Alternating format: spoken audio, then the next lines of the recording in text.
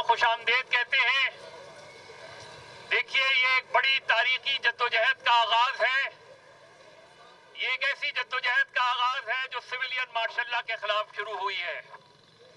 ये एक ऐसा मार्शल लॉ लगाया गया है कि जिसमें रियासत के उन सतूनों को कुचलने की बात की जा रही है जो इंसाफ की फराहमी प्रोवाइड कर सकते हैं, जो लोगों को जानने का हक दे सकते हैं।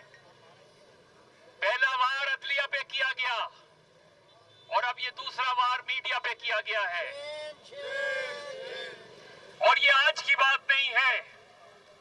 बदकिस्मती से इस रियासत ने पहले दिन से इन दो आवाजों को कुचलने के लिए कभी नजरिया जरूरत ले आए, कभी प्रेस एंड पब्लिकेशन ऑर्डिनेंस ले आए, कभी मनपसंद जजेस ले आए, कभी मनपसंद हुकूमतें ले आए, कभी प्रिंट मीडिया को प्रेस ऑर्डिनेंस के तहत दबाया गया, कभी इलेक्ट्रॉनिक मीडिया को पैमरा के तहत कंट्रोल करने की कोशिश की गई।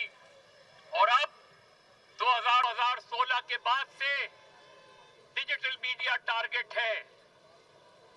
ये फेक न्यूज का मसला नहीं है,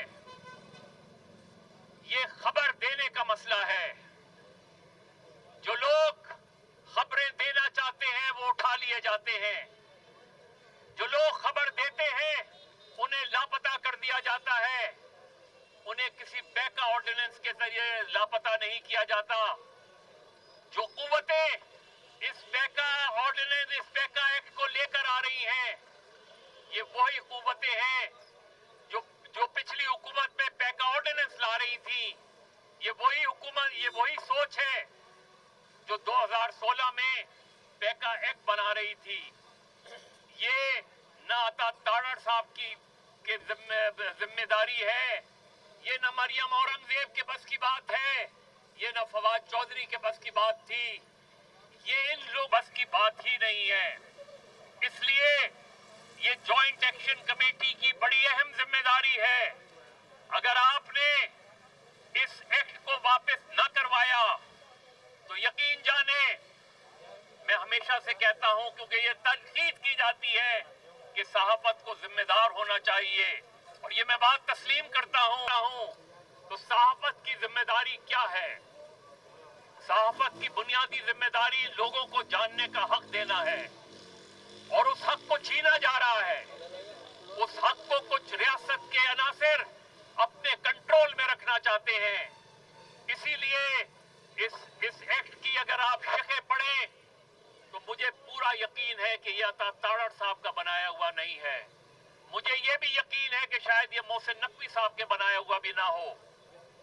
जो लोग रातों रात एक्ट लेकर आ जाते हैं, जो लोग रातों रात बिल लेकर आ जाते हैं, यहाँ दबाव ये है कि किताबें ना छापी जाएं, यहाँ दबाव ये है कि अखबार ना निकाले जाएं।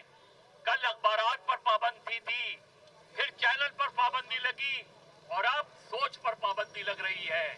हमें बहुत संभल के चलना पड़ेगा और बहुत मुश्तरका तौर पे जद्दोजहद करनी पड़ेगी। हमें ये मैसेज टीवी स्क्रीन पर देना पड़ेगा। आप देखें कि जब पैका नहीं था तब भी पॉपुलर लीडर्स पर पाबंदी थी, उनको ऑन एयर करने पर पाबंदी थी। कभी आपने नवाज शरीफ पर पाबंदी लगा दी, कभी आपने इमरान खान पर पाबंदी लगा दी, कभी आपने अल्ताफ हुसैन पर पाबंदी लगा दी, कभी आपने मारंग बलोच को दिखाने पर पाबंदी लगा दी, कभी मंजूर पश्तीन को पाबंदी दिखाने पर पाबंदी लगा दी। तो ये वो सोच है, ये किसी एक्ट की ताबे नहीं है। ये वो सोच है जो मीडिया को आजाद नहीं देखना चाहती। ये वो सोच है जो मीडिया को